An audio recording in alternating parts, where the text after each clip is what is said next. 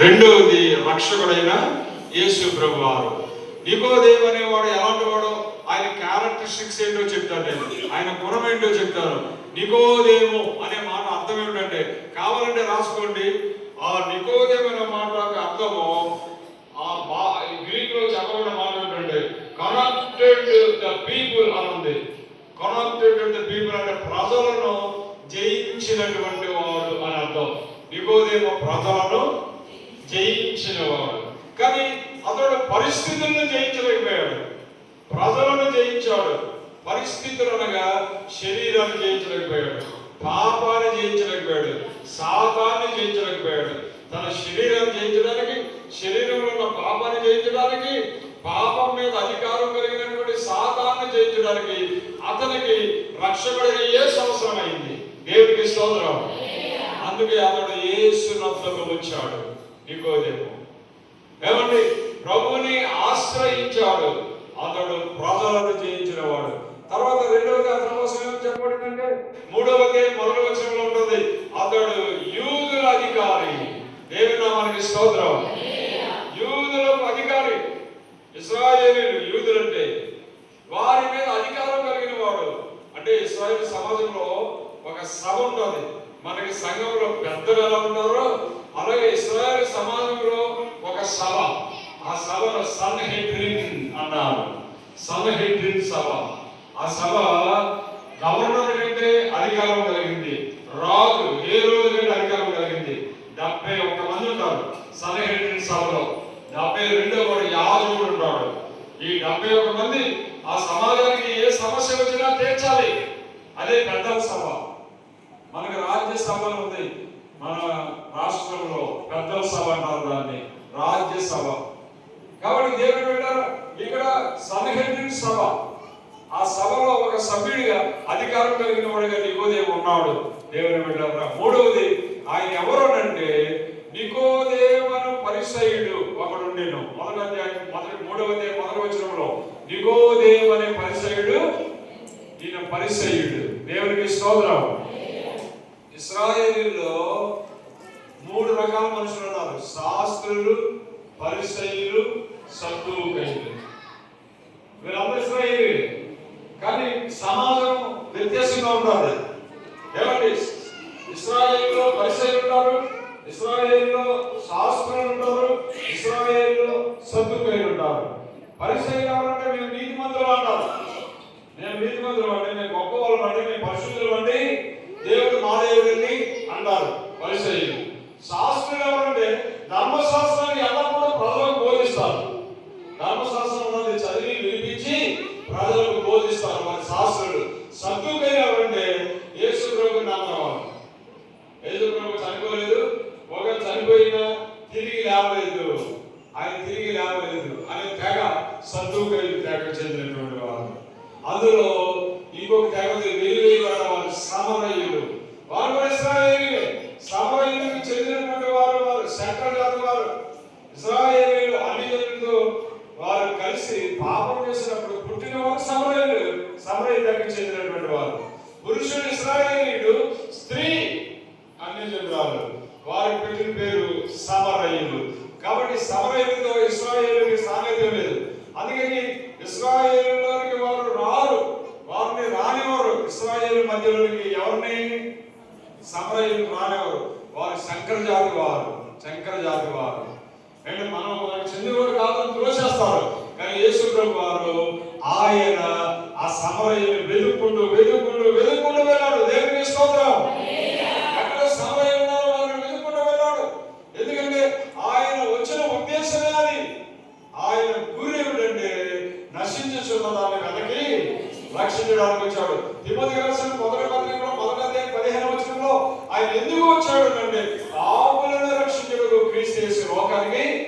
సమరయులు ఇశ్రాయేలు దృష్టిలో పాపులు, దేవుని బిడ్డలారా. కానీ దేవుని దృష్టిలో వారు కూడా ఆయన సృష్టి. హల్లెలూయా. వారు కూడా మానవులే. కాబట్టి వారి ఆత్మ కూడా ఎంతో ప్రాముఖ్యమైనది. యేసు ప్రభు వారు సమరయుల కోసం కూడా రక్తం చిందించాడు, సమరయుల కోసం కూడా చనిపోయాడు. కాబట్టి దేవుడు పెట్టారు. మన దేశంలో ఈ నిమ్న జాతుల వారిని సమరయులాగా చూస్తారు. అగ్ర కులాల వారు. మన దేశంలో ఉన్నటువంటి పరంపర గుర్తు చేస్తా ఉన్నాను నేను. అంటరాని వాళ్ళు వీళ్ళండి. వీళ్ళు ఎవరన్నా నిమ్న జాతులు, వీళ్ళు ఇంకేయో పేర్లు ఉంటాయి. నేను అవన్నీ ఇప్పుడు చెప్పలేను కానీ దేవుని వింటారు. కానీ ప్రభు అందరికీ ప్రభువే. ఆయన అందరినీ ప్రేమిస్తున్నాడు. అందరి కొరకు ఆయన శిలువలో మరణించాడు. కాబట్టి 4 తెగలు ఉన్నాయి. సమరయులు కూడా ప్రభు రక్షించాడు కనుక వాళ్ళు కూడా సమాజంలో చేర్చుకున్నాడు కనుక పరిసయ్యులు, సద్దూకయ్యులు, శాస్త్రులు, సమరయులు ఈ 4 రకాలకు చెందినటువంటి వారు కూడా ఇశ్రాయేలీలే. కానీ 4 తెగల్లో అతి శ్రేష్టమైన తెగ పరిసయ్యులు. ఈ నికోదేమో ఆ పరిసయ్య తెగకు చెందినటువంటి వాడు. పరిసయ్యులు ఎలా ఉంటారో చెప్పనా? ఒక్క మాట చెప్పేసి ముందుకు వెళ్ళిపోతాను నేను. పరిసయ్యులు దేవుని ఆరాధించడంలో ఎంతో నిష్ఠ కలిగి ఉంటారంటండి. మధ్యసువార్తలో మీరు చూడొచ్చు 23వ అధ్యాయంలో ఎంత నిష్ఠ పరిసయ్యులకి అంటే చూడండి. దయతో ఒక మాట చదవండి. దేవుని లేఖనం 23 మధ్యసువార్త 23 అయ్యో అయ్యో వ్యాసలారైన శాస్త్రులారా, పరిసయ్యులారా. చూసారా?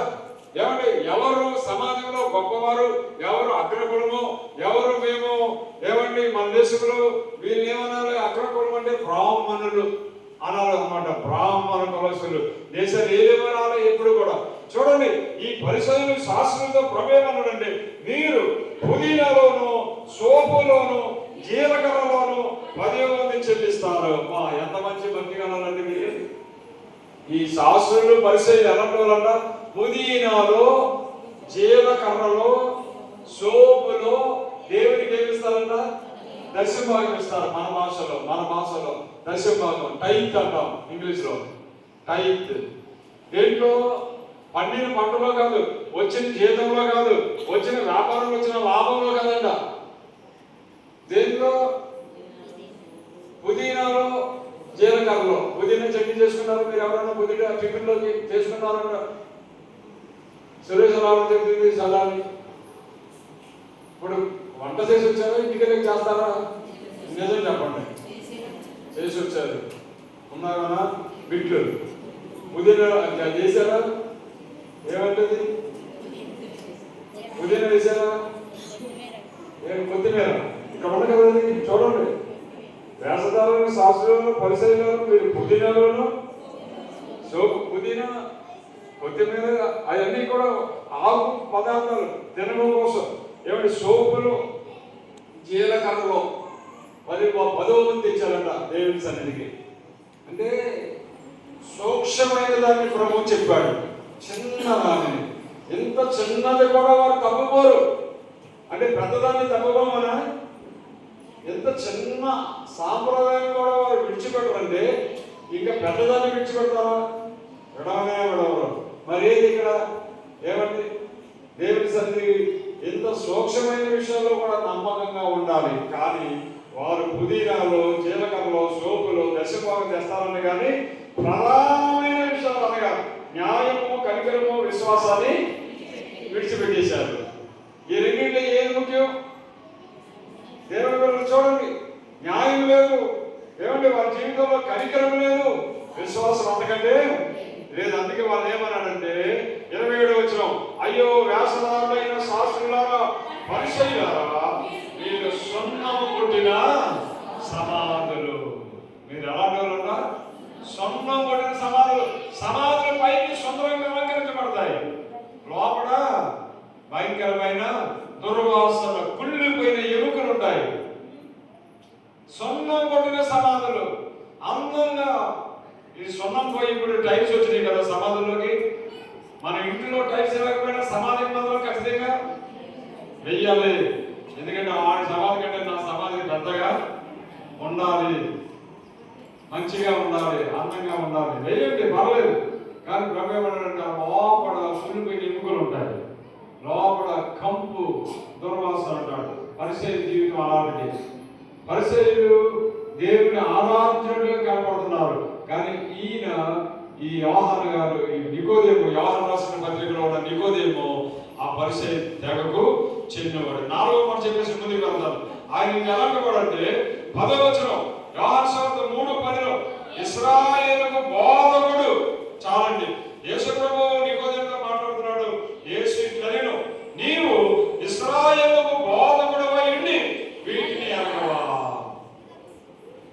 the preacher of the Israelites. నికోదేము అతడు ఇశ్రాయేలుకు బోధకుడు. ఎవరు నాటి ఆర్డినరీ పర్సన్, నాలుగుడు మీరుడు కాదు. ఆయన పరిసయ్యుడు, శాస్త్రమంతా ఎరిగిన వాడు, ప్రజలకు బోధించేవాడు.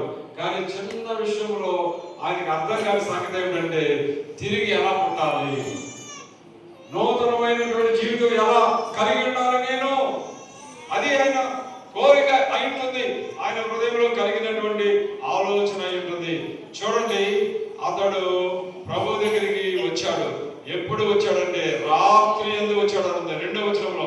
అతడు రాత్రి యందు ఆయన యొద్దకు వచ్చి, చాలండి, రాత్రి అనేది చీకటికి గుర్తు, రాత్రి అనేది పాపానికి గుర్తు, రాత్రి దొంగలు తిరిగే సమయం, రాత్రి వ్యభిచారులు కాచుకుని ఉండేటువంటి సమయం ఆ చీకటి స్థలాలలో. ఒకవేళ ఇలాంటి మనస్సు ఏమైనా ఉందేమో నాకు తెలియదు. ఈరోజు నేను పరిశీలన చేసుకోవాలి. నికోదేము యేసు ప్రభు దగ్గరికి రావడానికి ఎంచుకున్న సమయం రాత్రి వేళ. పట్టపగలు రాలేకపోయాడు. ఎందుకు రాలేకపోయాడంటే 2 విషయాలు. అతడు అధికారంలో ఉన్నాడు. మొట్టమొదటి అధికారంలో ఉన్నాడు. ఈయన ఒక అధికారి ఉండి, ఇశ్రాయేలుకు ఒక అధికారి ఉండి, యేసు ఆ బోధకుడు చెప్పిన మాటలు వినడానికి వెళ్ళాడు అనేది ఈయన మీద నేరం మోపితే అది సభ. నాకు చెప్పాను కదా 71 మంది ఉన్నారని. అధికారం పోతాడేమో. పగలు వెళితే అందరూ చూసుకునే యేసు దగ్గరికి వెళ్తే నాకున్నటువంటి అధికారం తీసేస్తాడు. అందుకని రాత్రి ఇచ్చుకున్నాడు. తన అధికారం మీద మక్కువ ఉన్నవాడు. రెండవది, ఆయన దేవుని బిడ్డలారా బోధకుడు. ఈయన బోధకుడు ప్రభు దగ్గరకు చెప్పాలంటే నీవు తిరిగి పుట్టాలి అని యేసు ప్రభు చెప్తే, ముసలివాడైనటువంటి ఒక మనిషిని తల్లిగర్భంలోకి ఎలా వెళ్తాడు అంటే ఈ was the old age person, చాలా వృద్ధాప్యం నుండి వచ్చినవాడు. యేసు ప్రభు వారు వయసున్నప్పుడు 33 సంవత్సరాలు. 33 సంవత్సరాలు యవనస్తుడుగా యేసు ప్రభు ఉంటే, ఒక 80 సంవత్సరాల వయసులో నికోదేము ఉండుంటే, 80 సంవత్సరాల నుంచి బాధ చేస్తున్నటువంటి బాధకుడు 30 సంవత్సరాల యవనస్తుడు దగ్గరికి వెళ్తే అప్పుడు ప్రజలు ఏమనుకుంటారు? 80 సంవత్సరాల పాటు బాధ చేస్తున్నాడు కానీ ఇంకేమి తెలియదు. నిన్న కాక మొన్న ప్రారంభించిన యేసు అనేటువంటి ఆ యవనస్తుడి దగ్గర చదువుతున్నాడు ఏంటండి ప్రశ్నలు. ఆయన తెలుసుకుంటున్నాడండి. ఈయన అనుభవం ఆయన అనుభవం. కాబట్టి ఈయన యేసు ప్రభు కంటే తక్కువ జ్ఞానం గలవాడు అని చెప్పి ప్రజలు ఈయనని విశ్వసించలేమన్న భయం. అందుకే రాత్రి వెళ్ళాడు. అర్థమైందా? ఈ 2 తలంపులు. అధికారం పొందేదారు మన భయం. రెండవది, ఇతనికి ఏమీ తెలియదని ప్రజలు అనుకుంటారేమో. చాలాసార్లు మనకి ఏమీ తెలియదు నిజంగా, కానీ ఒప్పుకోమను.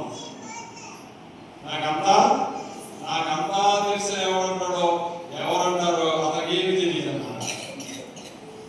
నేర్చుకోవడానికి ఇష్టపడాలి, తెలుసుకోవడానికి ఇష్టపడాలి. నికోదేములో ఉన్న గొప్ప గుణం అదే. నికోదేము యేసు ప్రభు దగ్గరికి వచ్చి తిరిగి పుట్టడం అంటే ఏమిటో తెలుసుకోవాలనుకున్నాడు. చిన్నోడు నాకు చెప్పాడా, నీ అనుభవం ఎంత, నా వయసు ఎంత లేదు అని అన్నాడు. నిజంగా నికోదేము అలా అన్నా. చిన్నవాడైనా నేను నీ ఎంతకు ఎందుకు వచ్చానంటే చెప్పాడు. ఇప్పుడు ఒక గొప్ప రహస్యం చెప్పాడు నికోదేము. నీవు దేవుని యొద్ద నుండి వచ్చావు. దేవునికి స్తోత్రం. చప్పులు కూడా దేవుని పైన వచ్చాడు. అందుకే దేవుని స్తుతించండి. ఎందుకు అంతగా యేసు దగ్గరికి హల్లెలూయా యేసు దగ్గరికి వచ్చే మోకరిల్లాడంటే చదువుతారా మీరు? 3వ అధ్యాయం యోహాను సువార్త 2వ వచనంలో, నీవు దేవుని యొద్ద నుండి వచ్చిన బోధకుడు. దేవునికి స్తోత్రం. ఎంత మంచి మాట చెప్పాడు నికోదేము. యేసు నీవు నాలాగా పైలైనోడు కాదు. ఒప్పుకున్నాడండి. నిజానికి అదే అనమాట. నాలాగా నీవు వచ్చినోడు కాదు. పిలుపుతో పిలుపులేదో ఏదో రకంగా వచ్చేసావు. అలాంటి కాదు. నీవు దేవుని యొద్ద నుండి వచ్చిన బోధకుడవు. దేవుడు నిన్ను పంపించాడు. చూడండి అక్కడ అంటాడు, నీవు దేవుని యొద్ద నుండి వచ్చిన బోధకుడు అని మేము ఎరుగుదము. దేవుని తోడైతే నీవు చేసు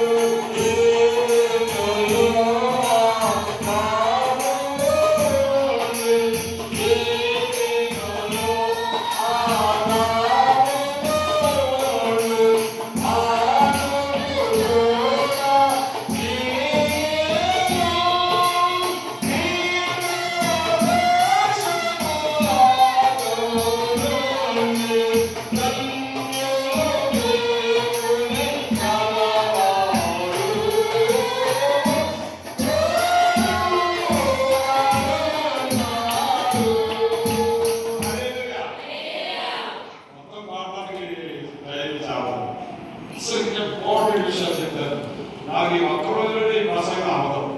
4 మెసేజ్లు సిద్ధపరిచారు. ఈ మీద యువోదయం మీద 4 ప్రసంగాలు. ఈ ఒక్క వచ్చిన మీద 3 యోహాను సువార్త 3:3 కొత్తగా జన్మించుట, కొత్త జీవితం, కొత్త జన్మ అనేది నేను మీతో మాట్లాడాలని తలస్తున్నాను. కొత్త జన్మ, కొత్త సృష్టి, కొత్త మార్గం, కొత్త గమ్యం. రాసుకోకపోతే నేనేం అలా చేయలేదు, ఇంకా రిపీట్ చేయలేదు. ఎప్పుడు మీకు చెప్పాల ఈ మాటలు నేను. దేవుడి బిడ్డలు గమనించండి. కారు వచ్చేసింది మరి ఇక చాలా చెప్పేస్తుంటాడు. కొత్త జన్మ, కొత్త సృష్టి, కొత్త మార్గం, కొత్త గమ్యం. ఈ 4 మెసేజ్ అనమాట. మిగిలిన వదిలేశాను. అమ్మగారు చెప్పుకుంటారు మీకు కొత్త హృదయం, కొత్త ఆజ్ఞ ఎలాంటి అమ్మగారు చెప్పుకుంటారు. కాబట్టి నేను మాట్లాడట్లేదు. కొత్త జీవితం అనే దాని మీద నేను మాట్లాడాలని తలస్తూ ఉన్నాను. కొత్త జన్మ, కొత్త జీవితం, లేక ఒక కొత్త గమ్యం అనేది మనకు కావాలి. మొదటి జన్మ, మొదటి జీవితం వేరు. రెండవ జన్మ, కొత్త జన్మ అంటే తిరిగి పుట్టిన జన్మ. చూడండి, మొదటి జన్మ భూ సంబంధమైన జన్మ. దేవునికి స్తోత్రం. హల్లెలూయా. మెసేజ్ అంటే నేను మాట్లాడితే ఒకసారి నేను రికార్డ్ చేసి తర్వాత నన్ను హైదరాబాద్లో ఉన్నటువంటి చర్చలు పిలిచారు. అక్కడికి వెళ్తే ఏం ప్రసంగం చేయాలనుకుంటారు సార్ అంటే ఇదేం క్రమం, ఈ మన బాబీ చర్చలు స్వేచ్ఛ ఉంది కదా, నా ఇష్టం. దేవుడు నన్ను ప్రేరేపించిన దాన్ని బట్టి మాట్లాడతాను. మీరు రోజుల చర్చలు, సిఎస్ఐ చర్చలు ఏం ప్రసంగం చేస్తారో చెప్పాలి. మనం వాళ్ళకి నచ్చిందంటే చెప్పడతారు, లేకపోతే వాళ్ళు ఇంకోటి చెప్తే మనకి అది చెప్పాలి. నన్ను అడిగారు ఏం చెప్తారు మీరు అంటే, నేను సో మెసేజ్ చెప్పాను వాళ్ళకి. నేను తప్పిపోయిన కుమారు గురించి మాట్లాడాలనుకుంటున్నానంటే వాళ్ళందరూ నికోదేం కోసం మాట్లాడండి సార్, మీ మెసేజ్ మీరు విన్నాం. చాలా మంది మా వాళ్ళు దాన్ని ఆ ప్రోగ్రాం మార్చేశారు, నికోదేం కోసం మాట్లాడాలన్నారు. నేను అప్పుడు వాళ్ళతో ఆ విషయాలు చెప్పాను. నికోదేం కోసం మాట్లాడినప్పుడు చాలా వాళ్ళు రిపెంటెన్స్ అయ్యారు, పశ్చాత్తాపడ్డారు, దేవుని వైపు తిరగబడ్డారు. మొదటి జన్మ భూ సంబంధమైన జన్మ. మీరు ఆలోచించండి, మనందరం, నేను మీరందరూ కూడా మొదటి జన్మ భూ సంబంధమైనది. ఈ జన్మలో మన పౌరత్వం ఈ లోకానికి సంబంధించింది. మనం ఇండియన్ సిటిజన్షిప్ కలిగిన వారు, భారతదేశ పౌరులు. కానీ రెండవ జన్మ నికోదేము అడిగాడు, రెండవసారి పుట్టడం ఏమిటని. ఆ రెండవ జన్మ ఇది పరలోక సంబంధమైనది. ఈ దీని యొక్క ప్రియుల అంతలో మనము పరలోక పౌరులుగా ఉండబోతున్నాం. హల్లెలూయా. రెండవ జన్మ పరలోక సంబంధమైన జన్మ. దాని యొక్క అంతము మనకు పరలోక పౌరత్వం వస్తుంది. అది అమెరికన్ సిటిజన్షిప్ అంటే గొప్పది. దేవునికి స్తోత్రం. లండన్ సిటిజన్షిప్ అంటే గొప్పది. ఆస్ట్రేలియన్ సిటిజన్షిప్ అంటే గొప్పది. కెనడియన్ సిటిజన్షిప్ అంటే గొప్పది. ప్రపంచంలో ఎంతో గొప్ప దేశాలుగా ఉన్నవి. ఆ దేశ పౌరులు ఘనంగా చెప్పుకుంటారు, ఘనంగా. కానీ వాటికంటే గొప్పది మనము పరలోక పౌరులు కాబోతున్నాము. ఈ నూతన సంవత్సరంలో నీవు నూతన జన్మ అనుభవానికి వస్తే తప్పక దేవుడిని దర్శిస్తాడు. Unless and except we must be born again. అందుకే రాజీ లేదనమాట. ఎవరైనా సరే ఎంత కష్టమైన వాడు తిరిగి పుట్టాలి. నేను కోరుకోవాలి, నాకు రెండవ జన్మ కావాలి, నాకు నేను తిరిగి పుట్టాలి, కొత్త జన్మలోనికి రావాలి నేను అని నువ్వు దానికోసం ప్రయాసపడాలి. ఒకసారి పిల్లి పులి దగ్గరకు వచ్చిందంట. పులి దగ్గరకు వచ్చి, నేను నీలాగా వేటాడాలి, నన్ను ఏం చేయమంటావు అన్నట. నేను పులిలాగా ఉండాలనుకున్నాను, లేక సింహంలాగా ఉండాలనుకున్నాను. ఎవరు? పిల్లి. అంటే పులి అన్నప్పుడు సింహం అన్నట. ఈ పిల్లితో ఏమైనా సింపుల్ చెప్పడానికి, నాలుగు వేటాడాలనుకుంటే ఒక చిన్న లాజిక్ చెప్తారు మీరు, నీవు ఏకవతంగా మారేయన్నట. పిల్లికి అవ్వండి ఎలాగైనా పథకండి. రాత్రి నిద్రపోతుంది, ఒక్కడుంది మా ఇంట్లో పెద్ద ఆత్మే బాగుంటుంది. అది అసలు నాకు శనివారం రాత్రి అయితే నిద్రపోతే ఎలా పుస్తకం బయలుమాట అలసిపోయింది. నిద్రపోను 2 గంటలకు వెలుగు వచ్చేసింది. అంతకుముందే 4 సార్లు అర్థమాట చేసింది. అది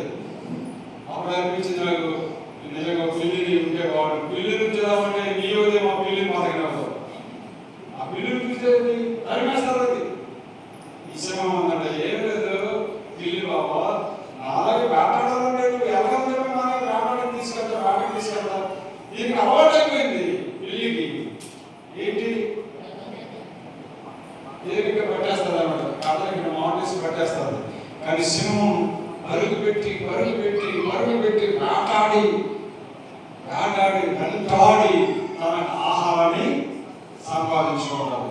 కాబట్టి తిరుగుబడులు అలాంటిది ఈరోజు మీ జీవితంలో సహోదరుడ, మీ వయసు 50, 60, 70 నాకు తెలియదు.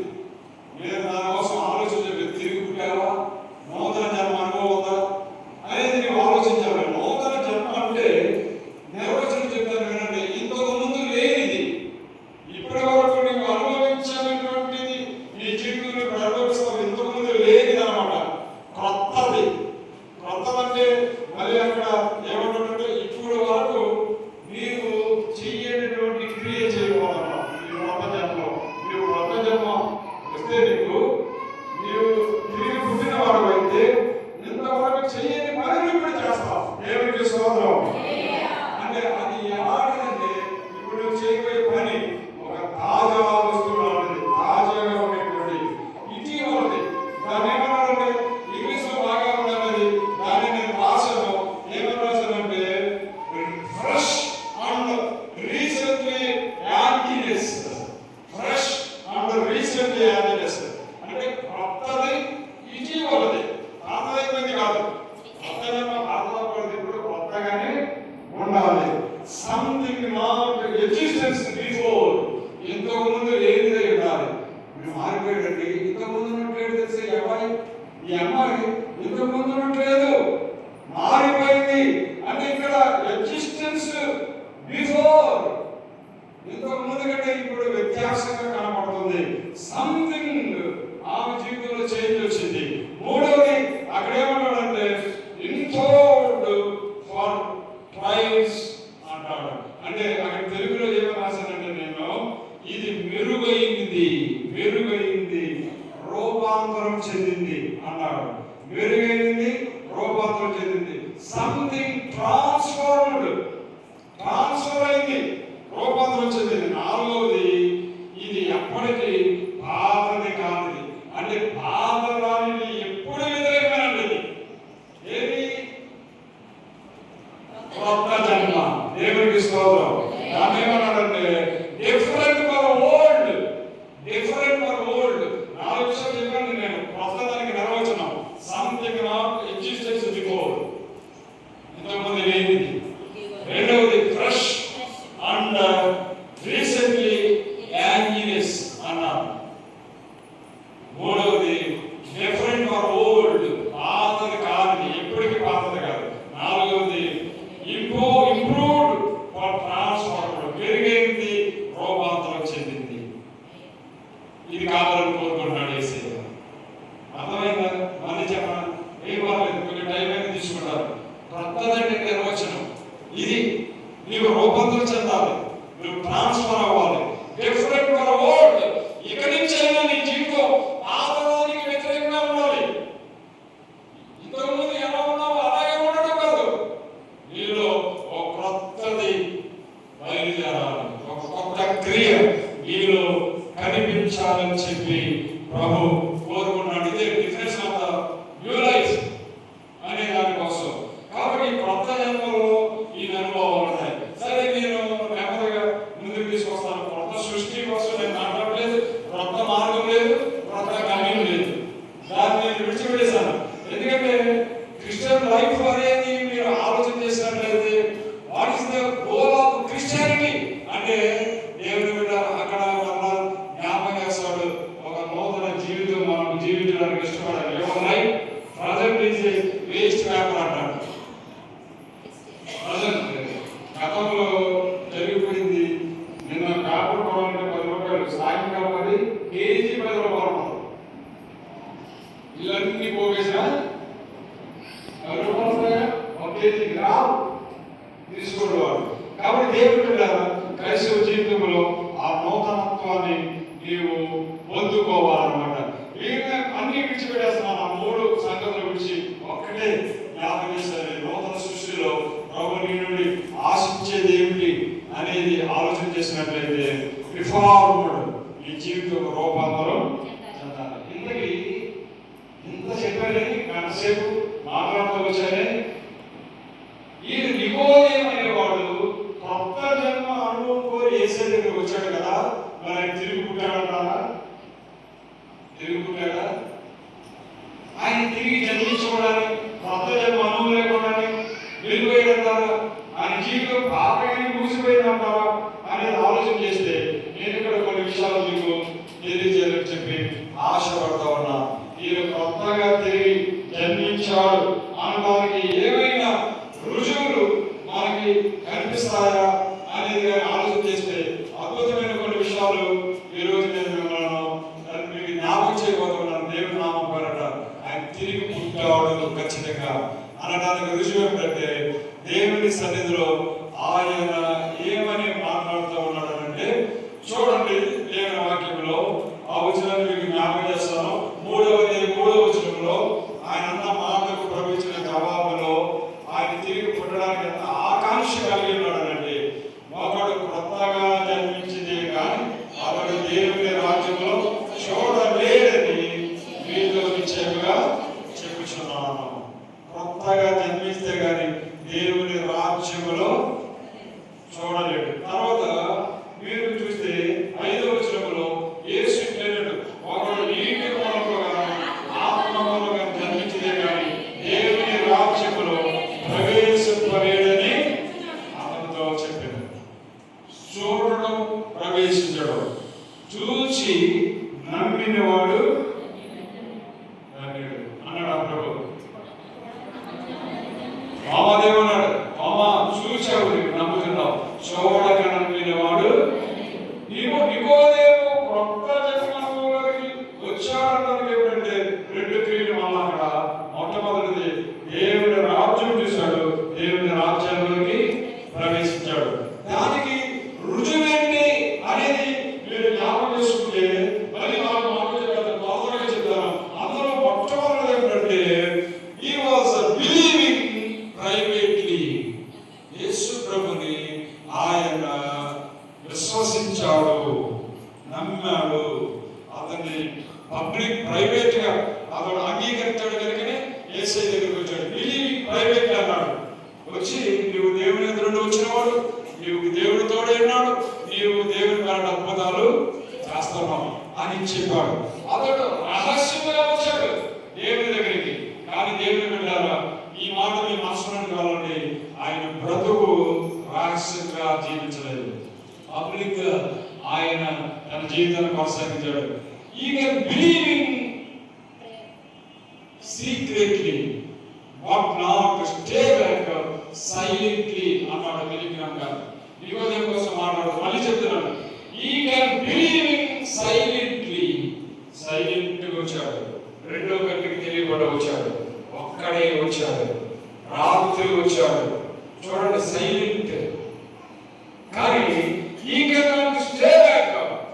యేసుని దర్శించిన తర్వాత, యేసుతో మాట్లాడిన తర్వాత ఆయన తర్వాత తన జీవితంలో రహస్యంగా ఉండడానికి ఇష్టపడలేదు, రహస్యంగా బ్రతకలేదు. ఈ can stay back silently. Secret గా వచ్చాడు కానీ సైలెంట్ గా ఉన్నా. తెలుసా మీకు?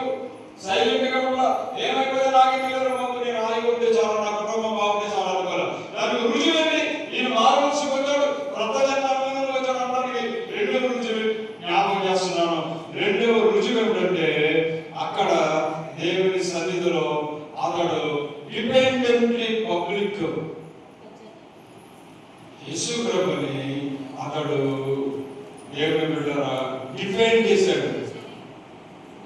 ఏమైంది? ఈ రాజు పిలాతు కొంతమంది సైనికులు పంపించి యేసు ప్రభుని బంధించి తీసుకెళ్ళండి అన్నారు. సైనికులు వచ్చారు యేసు ప్రభుని బంధించడానికి. వస్తే అక్కడ దేవుని బిడ్డరా యేసు ప్రభుని వారు బంధించలేకపోయారు, యేసు ప్రభుని పట్టుకోలేకపోయారు. చూడండి, ఏంటి కారణం? ఎందుకు పట్టుకోలేకపోయారు సైనికులు యేసు ప్రభుని? 7వ అధ్యాయం యోహాను సువార్త 7వ అధ్యాయము 50వ వచనంలో మీరు చదివినట్లయితే 45, ఆ పట్టురోగులు వచ్చినప్పుడు వారు ఎందుకు మీరు ఆయన తీసుకురాలేదు? వినండి దేవుడు, ఇంకా చదవదు, నేను చెప్పేస్తాను. ఎందుకు తీసుకురాలేదు యేసు ప్రభుని? బంధించి తీసుకురామన్నాను కదా అని అంటే ఆ పట్టురోగులు అడుగుతుంటే వచ్చినటువంటి పట్టురోగులు అధికారులు ఏమని చెప్పారట?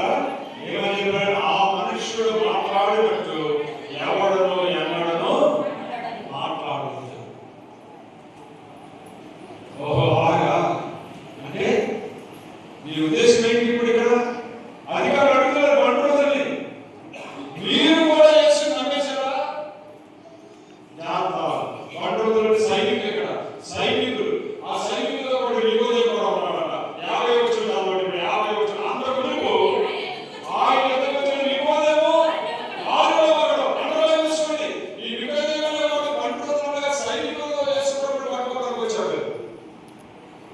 పట్టుకోలేకపోయాడు. లేడు ఆయన, కనపడలేదా? ఉన్నాడు, ఎదురుగా ఉన్నాడు. బంధించడానికి బలం ఉంది. ఆయన ఉన్న సైనికుల దగ్గర ఎందుకు బంధించలేకపోయాడు? ఆయన మాట్లాడినట్టు ఎవరు మాట్లాడలేదు. నికోదేము కూడా ఉన్నాడట. అధికారుల ముందు నికోదేము కూడా ఉన్నాడు. ఆ సభ ముందు నికోదేము కూడా నిలబడ్డాడు. అప్పుడు అడుగుతున్నాడు, నికోదేము, ఒకవేళ మీలో ఎవరైనా యేసుని నమ్ముతారా? ఎందుకు తీసుకురాలేదంటే మీరు కూడా ఆయన మాటకి మోసపోయారు అన్నమాట. అంటే నికోదేము ఏమంటాడు తెలుసా? అతడు నమ్మకండి. ఒక మనిషిని మనం వెళ్ళకమునుపు, వాడు చేసినది తెలిసి కనుక మునుపు మన ధర్మశాస్త్రాన్ని ఎలా తీర్చేశాడు? వీడు అసలు ఎందుకు బంధించమన్నావు? నిలదీశాడు నికోదేము.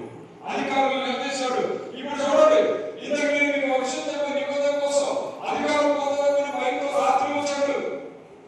అనుభవం పోతామని భయంతో ఎవరు యేసు దగ్గరికి రహస్యంగా వచ్చాడు. కానీ ఇప్పుడు చూడండి మాట్లాడుతున్నాడు. డిపెండెంట్ పబ్లిక్లీ అది ఆవిడ కనపడుతుంది. నా ఉద్యోగం పోయినా పర్వాలేదు, అందరూ నాకు ఏమీ తెలియదన్నా పర్వాలేదు, మీరేం చేస్తున్నారు అడుగుతున్నాడు. అధికారులు నిలబెట్టాడు. నికోదేము నిలబెట్టి అడుగుతున్నాడు.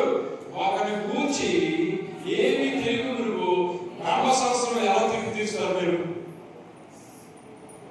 ఎస్, ఈయన కూడా తీర్పు తీర్చేవాళ్ళు ఒకడు కదా. మీరు ఎలా తెలుస్తారు తీర్పు? చూడండి, మన ధర్మశాస్త్రం అతనికి తీర్పు ఎలా తెలుస్తుంది? ఆయన ఏం చేశాడు అంటే ఇక్కడ డిపెండ్ చేస్తున్నాడు యేసయ్య. అందుకే నేను అన్నాను, ఈ must be born experience definitely, surely అంటున్నాను నేను. ఆయన తిరిగి పుట్టాడు.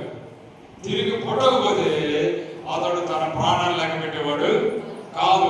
తన అధికారం పోయినా పర్వాలేదు, నా ప్రతివేదనం పోయినా పర్వాలేదు అని యేసుని డిపెండ్ చేసేవాడు, సమర్థించేవాడు కాదు. మూడవది, ఆయన తిరిగి పుట్టాడు అనడానికి మరొక రుజువు నేను మీకు జ్ఞాపకం చేస్తా ఉన్నాను. అదేమిటంటే honorary open. He was the Jesus honorary open. యేసుని బహిరంగంగా ఆయన సన్మానించాడు.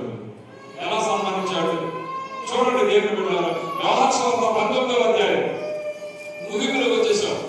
19వ అధ్యాయంలో 39వ వచనము రాయబడిన మాట, మొదట రాత్రి వేళ ఆయన ఎదురుగా వచ్చిన నికోదేము కూడా మళ్ళీ నికోదేము కనపడుతున్నాడు. చూడండి, అర్థం చేసుకోండి, మర్చిపోతారు. నికోదేము కూడా వారం దగ్గర నగరు ప్రమాదమే 150 సేవలు ఎత్తి తెచ్చాను. దేవునికి స్తోత్రం. అంటే ఆనరీ ఓపెన్. యేసు ప్రభువుని కలుసుకోవడానికి కసకస మునిగిపోయి రాత్రి వేళ వచ్చినోడు ఇప్పుడు ఏం చేస్తున్నాడు? ఓపెన్గా పట్టపగలు మిట్ట మధ్యాహ్నం ఇది జరుగుతుంది. 3 గంటలకు యేసు చనిపోయాడు సిలువలో. ఆ సమయంలో యేసు ప్రభు వెంబడి ఉన్న 12 మంది శిష్యులు ఒక్కడంటే ఒక్కడు కూడా యేసు దగ్గర లేడు. వినండి జాగ్రత్తగా దేవుని బిడ్డలారా, ఒక్కరు లేరు యేసు దగ్గర. ఆయన ద్వారా స్వస్థత పొందినవారు, ఆయన ద్వారా మేలు పొందినవారు ఏమండి ఒక్క స్త్రీ కూడా అక్కడ లేదు. 12 సంవత్సరాల రక్తస్రావం కలిగిన స్త్రీ కానీ, యాయిని కుమార్తె కానీ, నాయిని ఊరిలో చనిపోయి బ్రతికిన వెధవరాలు కుమారుడు కానీ నథింగ్. ఎవడు లేడు, మేలు పొందినవాడు ఎవరు లేరు. కానీ అక్కడ నికోదేము కనపడుతున్నాడు. దేవునికి స్తోత్రం. నికోదేము వచ్చాడు. మరలా వచ్చినాడు. ఒట్టి చేతుల్లో రాలేదండి. 150 సేర్లు ఆయన ఆగాలు తీసుకొచ్చాడు, అత్తాలు తీసుకొచ్చాడు. అంటే యేసు ప్రభుని ఆయన ఎలా యాక్సెప్ట్ చేస్తున్నాడో చూడండి. ఎలా ఆయన జీవితం మారిపోతుందో. కొత్తగా జన్మించిన వాడు దేనికి భయపడ్డాడు? క్రీస్తు రాజ్యంలోకి ప్రవేశించాలనుకున్నవాడు ఈ రాజ్యంలో తన భవిష్యత్తు పోయినా భయపడ్డాడు. అవ్వ కావాలంటే కుదరదు. తెగించాడు ఆయన. ఆ రోజు ఏం జరిగింది? పిలాతు దగ్గరికి వెళ్ళాడు. 6 మంది యేసు ప్రభు సేవకుని అడిగి దగ్గర వెళ్తే ఆయన వెనకాల పడి నికోదేము వెళ్ళాడు. అందరూ పారిపోతే ఆయన నిలబడ్డాడు. లాస్ట్ వన్, ఆఖరి మాట, ఆయన మారు మనసు పొందాడు, తిరిగి పుట్టాడు అనడానికి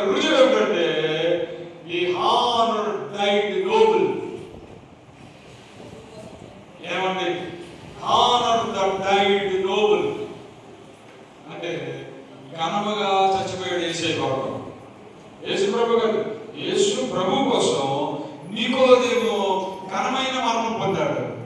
ఎలా తెలుసా? ఇది బైబిల్లో లేదు, ఇప్పటి వరకు బైబిల్ ఉన్నవే చెప్పాను నేను. ఆయన మారుమనసు పొందాడు అనడానికి 3 రుజువులు చెప్పాను ఇప్పటి వరకు. ప్రభు దగ్గరికి వచ్చి ఆయన్ని కనపరుస్తూ మాట్లాడాడు, అంగీకరించాడు. 2 ప్రభుని డిపెండ్ చేశాడు. 3 ప్రభుని సన్మానించాడు. 4 యేసు ప్రభు వారి కొరకు ఆయన ఈ డైడ్ నోబుల్. నోబుల్ మరణం తెలుసు కదా మనకి, ఎంత గౌరవం, ఎంత గుర్తింపు. అలాంటి మరణం పొందాడంట. బైబిల్లో లేదు ఇప్పుడు నేను చెప్పేది. అపోకలిప్సని మిగిలిన గ్రంథంలో రాయబడిన మాట జ్ఞాపకం చేస్తా ఉన్నాను. సైనికులు అని చెప్పాను నేను. సైనికులతో నికోదేము కూడా ఉన్నాడని చెప్పాను. ఇతడు డైరెక్ట్ అయిపోయాడు కదా, యేసు ప్రభువుని సన్మానం చేశాడు. 150 సేవలు తెచ్చాడు. శిష్యులే లేరు, అక్కడ వేరు పొందిన లేరు, యూదులు ఎవరు లేరు. ఈయన అధికారం ఏంటి, పరిశ్రమ ఏంటి, మతవాదం ఏంటి, యేసు ప్రభు దగ్గరికి వస్తాడా? వెళ్ళినా పర్వాలేదు, ఈయన సన్మానిస్తాడా? ఎప్పుడన్నా మనకి ఎవరికన్నా 150 సేవలు అతను తెచ్చాడా? కాబట్టి ఈయన ఉద్యోగాన్ని ఊష్టికి పలికేద్దాం, ఈయన తీసేద్దాం. తీసేసుకోవడం ఏం వల్ల దానికి తెగించి వచ్చాడు నికోదేము. అంటే అతడు తిరిగి పుట్టాడు. నాకు యేసు ఉంటే చాలు, నా ఉద్యోగం పైన పర్వాలేదు అనుకున్నాడు. ఉద్యోగం తీసేసాడు, పిల్లలు డిస్మిస్ చేశాడు. ఉద్యోగం పోయింది. తర్వాత ఆయనకి 100 కొరడా దెబ్బల శిక్ష వేశాడట. అపోకలిప్సీలో ఉన్నది ఇదంతా, ఇప్పుడు నేను చెప్పేదంతా. అంటే బైబిల్ తర్వాత నా గ్రంథాలలో 100 కొరడా దెబ్బలు కొట్టబడి వస్తే ఆ కొరడా దెబ్బలన్నీ భరించాడు. 100 కొరడా దెబ్బలు తిన్నాడు. ఆ తర్వాత శరీరం అంతా రక్తసిద్ధమైపోయింది, గాయమైపోయింది, రక్తం అంతా కాలిపోయింది. ఆ తర్వాత ఆయన దేవుని బిడ్డలు మంచం మీద పడ్డాడు. మంచం మీద పడి దేవుని బిడ్డలు దావీదు వలె యేసు ప్రభుని మహిమలో చూశాడట. దేవునికి స్తోత్రం. అంతకు ముందే కొన్ని వారాల ముందే యేసు ప్రభు శిలువలో చనిపోయాడు. చనిపోయిన ఆ ప్రభుని మహిమలో చూశాడట. నా మట్టుకు నేనైతే నా ప్రభుని కరుణాలో చూస్తున్నానని యోగు చెప్పినట్లుగా చెప్పాడట. అదిగో పరలోకము నా యేసు మహిమ రాజ్యములో సింహాసనం మీద ఆసీనుడై ఉన్నాడు. కాబట్టి ఆయనని ఎదుర్కోబోతున్నాను. ఆయన పొందిన ఆ జీవ ప్రవేశము నాకు అనుగ్రహిస్తాడు. దేవునికి స్తోత్రం. ప్రకాశం ఎహిమ్యన్ ఆయన ఈ మాట చెప్పాడు. ఆయనే రాశాడు ఈ మాట. ఏ మాట అది? పరలోకము ఆ గురించి రాస్తూ పరమా జీవము నాకు నివా తిరిగి లేచెను ప్రకాశం విహన్యన్ అని ఆయన విహన్యన్ ప్రకాశ్ కన్యన్ అని రాసిన మాట. ఆయన ఏమని చెప్పాడంటే, నీవు విశ్వాసగా ఈ లోకంలో బ్రతుకుతున్నప్పుడు నీ కన్నులు పరలోకం మీద ఉండాలి, నీ కాళ్ళు భూమి మీద నడవాలి. ఎందుకు కాళ్ళు భూమి మీద ఉండాలి? అంతకాళ్ళు భూమి మీద ఉన్నాయి కదా. భూమి మీద ఉన్న ఈ కాళ్ళు ఒకరోజు పరలోకంలో అడుగు పెడతాయి. నీ కాళ్ళు పరలోకంలో అడుగు పెట్టాలంటే నీవు బ్రతికిండగా నీ కళ్ళు పరలోకం మీద ఉండాలి. అందుకే రాశాడు అన్నమాట. ప్రకాశం ఎనిమియా పరమా జీవము నాకు నీవా తిరిగి లేచెను నాలో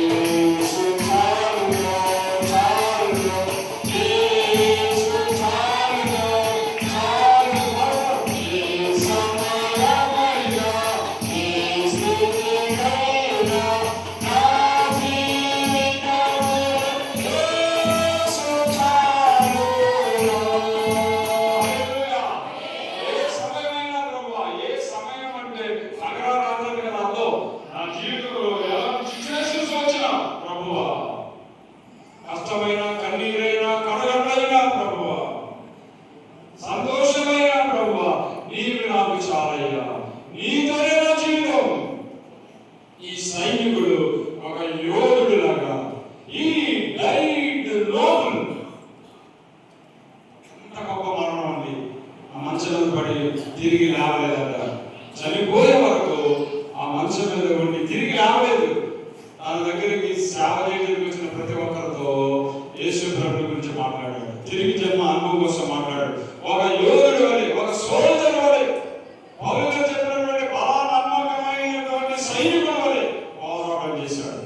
ఒకసారి యుద్ధం జరుగుతుందంటండి. ఎవరికి? జర్మనీ వారికి బ్రిటిష్ వారితో యుద్ధం జరుగుతూ ఉంటే సైనికుల్లో పూర్వము రోమన్ సోల్జర్స్ ఉన్నప్పుడు ఏమంటే రోమన్ ఎంపైర్స్ నీరో, ట్రాజన్ ఇలాంటి వారు, కాన్స్టంటైన్ ఇలాంటి రాజులు ఉన్నప్పుడు మొదట సువార్త సైనికులకు చెప్పేవారట. యుద్ధంలో పిరికి వారైపోయి భయపడిపోయి వెనక్కి తిరుగుతారేమని యేసు ప్రభు వారి కోసం, ఆయన పొందిన జయము కోసం, సాతానుపై మరణంపై సిలువలో ఎలా జయం పొందాడో అవన్నీ దూరుకొచ్చేవారట సైనికులకి. ఒకసారి ఈ ఇంగ్లాండ్ సైనికులు జర్మనీ వారితో, జర్మనీ అంటే ఈయంత వస్తాడు మనకి. ఎవరైనా ఎవరు? ఈయంత డిక్టేటర్ జర్మనీ ఈయంత 60,000 మంది యూదుల్ని గ్యాస్ సంపర్లు పెట్టి చంపేశాడు. ఎవరు? ఎవరమ్మా? హిట్లర్. ఈరోజు చక్రవర్తి కూడా అలా యూదుల్ని చంపాడు. 60,000 మందిని ఒకే గదులు పెట్టి యుద్ధం చేస్తుంటే జర్మనీ సోల్జర్స్తో బ్రిటిష్ వారు ఒక పక్క యుద్ధం చేస్తూ కూడా వాళ్ళకి యేసు ప్రభు గురించి చెప్పేవారు. యేసు ప్రభు నమ్మబడుతున్నారు. మీరు ఎలా యుద్ధంలో ఓడిపోతారు, చచ్చిపోతారు, రక్తాలు చెందుతాయి, కాళ్ళు చేతులు పోతాయి, అయినా మీరు పరలోకంలో ఉంటారు. యేసు ప్రభు నమ్మండి అని చంపక ముందు కూడా సువార్త అందించేవారంట వాళ్ళకి. యుద్ధం జరగక ముందు అలా యుద్ధం జరుగుతూ వాక్యం ప్రకటిస్తుంటే జర్మనీ సోల్జర్స్ కొంతమంది రక్షణ పొందారంట. జర్మనీ సోల్జర్స్ వారు 4 వర్షాలు పొందారు. ఆ తర్వాత వారు యేసు ప్రభుని నమ్మి ప్రార్థన చేస్తుంటే యూరోప్ తెలిసిందంటే, సారీ హిట్లర్కు తెలిసి, సైనికులకు తెలిసి ఎవరు పంపించాడట? వెస్పిషియన్ అనేటువంటి ఒక నాయకుడిని పంపిస్తాడు. వెస్పిషియన్ ఆయన పేరు. ఆయన వస్తాడు. మీరు కొంతమంది యేసు ప్రభుని నమ్ముకున్నారంట, మర్యాదగా బయటికి రండి, మీకు ప్రాణభిక్ష పెడతాం. మీరు నమ్మిన వారు, యేసు ప్రభుని నమ్మిన వారు బయటికి రావాలి. రాజుకి చక్రవర్తికి తెలిసింది. మీరు చెప్పకపోతే మిమ్మల్ని అలాగే పట్టుకుంటాం, అప్పుడు మీ మరణం మీకే భయం కలుగుతుంది. అంత ఘోరంగా కఠినంగా చెప్పబడతారు. కాబట్టి ముందే ఒప్పుకుని రెండంటే మీరు ఆ మాట విన్న తర్వాత ఎలా చంపేస్తారు? మనం పట్టుకున్నప్పుడు ఒప్పుకొని చంపేస్తారు, ఒప్పుకోపోయిన విధికి పట్టుకుని చంపేస్తారని బయటకు వచ్చారంట. వారు 40 మంది ఉన్నారంట. దేవునికి స్తోత్రం. యేసు ప్రభు నమ్ముకున్న సైనికులు 40 మంది ఉన్నారు. వీళ్ళు ఏం చేశారంటే వెస్పిషియన్ అనే గ్రాండినెస్ అంటారు సైనికుల్ని. గ్రాండినెస్ అంటే సైనికులు, యోధులు, మరణాలు కూడా భయపడినటువంటి వారు. వెస్పిషియన్ వారు వ్యవస్థలు చేసి బట్టలను తీసేసి ఐస్ గంటలటువంటి చల్లటి ప్రాంతానికి తీసుకెళ్ళిపోయి ఐస్ మీద బొరట పెట్టి వారి శరీరము రక్తం అంతా గడ్డైపోయేదాకా వచ్చాడంట. 40 మంది చచ్చిపోతారు. ఇంకా కొన్ని నిమిషాలకే చనిపోతారు. అప్పుడు వారిని ఐస్ గంటల నుంచి బయటికి తీసుకొచ్చి వారిని నిలబెట్టి లైన్ అడిగాడు. మీరు ఎవరైనా ఇప్పుడు బ్రతకాలనుకుంటే యేసు ప్రభువుని వదిలేయండి, మీ ప్రాణాలు దక్కుతాయి, మీరు కుటుంబాలతో జీవిస్తారు, మీ ఉద్యోగాలు మీకు ఉంటాయి. కాదన్నారా మీరు రక్తంలోకి చచ్చిపోతారు. ఇప్పుడైనా సరే బ్రతకాలని ఆశ రండి, యేసు ప్రభు దేవుడు కదండి, నేను ఆయన అంగీకరించలేదు చెప్పండి, మీ ఉద్యోగం మీకు ఇస్తాం, మీరు బ్రతుకుతారంటే కొంతసేపు అంతా మౌనంగా ఉంది. కానీ అంతలో బాగుడు బయటకు వచ్చాడంట. నేను యేసు ప్రభువుని వదిలేస్తున్నాను, నేను బ్రతకాలనుకుంటున్నాను, నన్ను కాపాడండి, నన్ను క్షమించి నా ప్రాణాన్ని రక్షించండి, నా భార్య బిడ్డల దగ్గరికి నన్ను చేర్చండి అని ఒకడు ఒప్పుకుని ఆ 40 మంది నుంచి లేచి వస్తున్నాడు. అప్పుడు ఏం జరిగిందంటే వెస్పిషియన్ అనేటువంటి సైనిక అధ్యక్షుడు తన సింహాసనం నుంచి క్రిందకి దిగారట. క్రిందకి దిగి ఈ అధ్యక్షుడు, ఈ సైనిక అధ్యక్షుడు తన వస్త్రం తీసేశాడంట. తన వేసుకున్నటువంటి సైనిక అధ్యక్షుడు వస్త్రం తీసేశాడంట. క్రింద ఉన్నటువంటి జర్మన్ సోల్జర్స్ అన్నారట, అయ్యా మీరు అయ్యారు, మీరు రాయుడు కదా, మీరు మాకు అధ్యక్షుడు కదా, మీరంటే సింహాసనం దిగిపోయారు, మీరంటే వస్త్రాలు తీసేశారు, వాళ్ళ కదా బట్టలు తీయవలసింది, వాళ్ళ కదా వ్యవస్థలు చేయవలసింది, మీరు బట్టలు తీసేస్తున్నారు ఏంటి అని అంటే ఈ వెస్పిషియన్ అధ్యక్షుడు ఏమన్నాడు తెలుసా? నేను ఆ 39 మందిలో 40వ వాడిగా వెళ్తున్నాను. యేసు యేసు రక్షకుడు అని మరణం పొందినటువంటి వాక్యాన్ని ఈ అవాక్యుడు పోగొట్టుకున్నాడు. వీడు పోగొట్టుకున్న దానికి ఆ రక్షణలోకి నేను వెళ్తున్నాను. యేసే రక్షకుడు, యేసే నా ప్రభువు, యేసే నా దేవుడని ఆ నవజీవనంలో సైనిక అధ్యక్షుడు జర్మన్ దేశానికి చెందినటువంటి జర్మనీకి చెందిన సైనిక అధ్యక్షుడు వెళ్ళి ఆ 39 మందిలో మరణిస్తాడు. అది యేసుని నమ్మడం అంటే, నూతన జన్మ అనుభవం అంటే దేవుని బిడ్డారా. మనం వస్త్రాలు మార్చుకోవడం కాదు, మనం వేషధారణ వేయడం కాదు, కానీ హృదయం మారాలి. ఎస్పెషల్ దానికి ప్రబలమైన రుజువు నికోదేము రుజువు మనకు కనపడతా ఉన్నాడు. ఈరోజు ఈ ఆరాధనలో యేసు ప్రభుని ఆరాధిస్తానికి వచ్చిన సోదరి సోదరుడా, నా ప్రియమైన సోదరుడు, సహోదరులారా, ఈ జీవితంలో కొత్త జీవితం కావాలని కోరుకుంటున్నావా? ఊరికి క్యారెక్టర్ మారిపోతున్నాయి కానీ మీ క్యారెక్టర్ మారుతుందా? క్యారెక్టర్ అలాగే ఉందా? జానుడు ఫస్ట్ చెప్పాను నేను, పాము వర్షం విడిచినట్లుగా విడిస్తున్నావా? లోపల విషం అలాగే ఉంటుందా, లేక ఆ విషయం కూడా పోతుందా? వర్షం విడిస్తే లాభం లేదు, విషం పోవాలి. దేవుడు విన్నారా? మన రీసెంట్ చూసారా?